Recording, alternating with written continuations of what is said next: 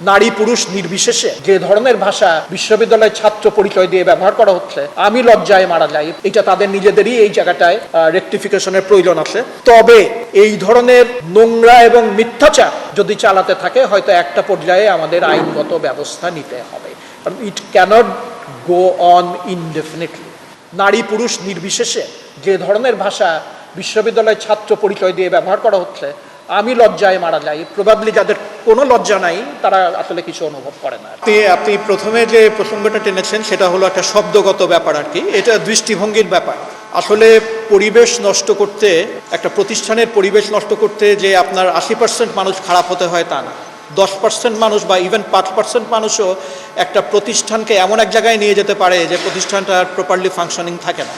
আমি আপনার সাথে একমত, শব্দটা অনেক কঠিন শব্দ হয়ে গেছে আর কি, এই ব্যাপারে আপনার সাথে একমত। তবে আমরা যেহেতু প্রতিদিন এই প্রতিবন্ধকতাগুলো ফেস করছি, আমরা আসলে জানি যে কত জায়গাতে কতভাবে একটা ইউনিভার্সিটিকে যেভাবে চলতে দেওয়া উচিত ছিল সেই জায়গাতে বিভিন্ন প্রতিবন্ধকতা সৃষ্টি করে রাখা হয়েছে, অসংখ্যভাবে অসংখ্য জায়গাতে করা হয়েছে। দ্বিতীয় যে প্রশ্নটি আপনি করেছেন সেটা হলো যে বিভিন্ন দুর্নীতির ব্যাপার আছে, সেটা হচ্ছে যে আমাদের রেজিস্ট্রার অফিস বাংলাদেশের শক্তিশালী থার্মিক স্টিল বা ফেমাস স্টিল লিমিটেড, আমরা দুদকের সাথে আমরা সমন্বিতভাবে কিছু কাজ করার চেষ্টা করছি। এগেইন আপনি জানেন, আপনারা সাংবাদিকরা জানেন যে এই প্রক্রিয়াগুলো আমার নিজের জায়গা থেকে আমি বলবো এই প্রক্রিয়াগুলো স্লো। ফ্যাক্ট ফাইন্ডিংস কমিটি আমরা একটা করেছি এবং সেখানে আমরা সবার জন্য অভিযোগের জন্য একটা সুযোগ করে দিয়েছি।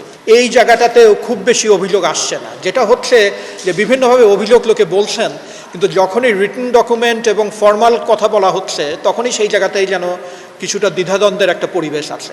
নারীদের ব্যাপারে আমি এটাকে আসলে শুধু নারীর ইস্যু বলে দেখি না, পুরুষ এবং নারী উভয়েরই সম্মান এবং মর্যাদা নিয়ে বেঁচে থাকার অধিকার আছে।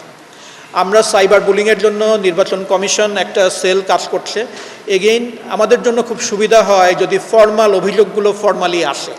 ফর্মাল অভিযোগগুলো যখন ফর্মালি আসে, ওনাদেরকে একটা ইনস্ট্রাকশন দেওয়া আছে, ওনারা তাৎক্ষণিক ব্যবস্থা নেবেন এবং সেই ক্ষমতা তাদের আছে আর কি।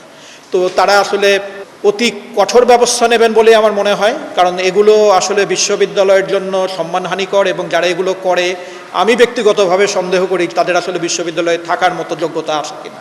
তো এগুলোর ব্যাপারে নিশ্চয়ই কঠোর ব্যবস্থাই নেওয়া হবে আর কি।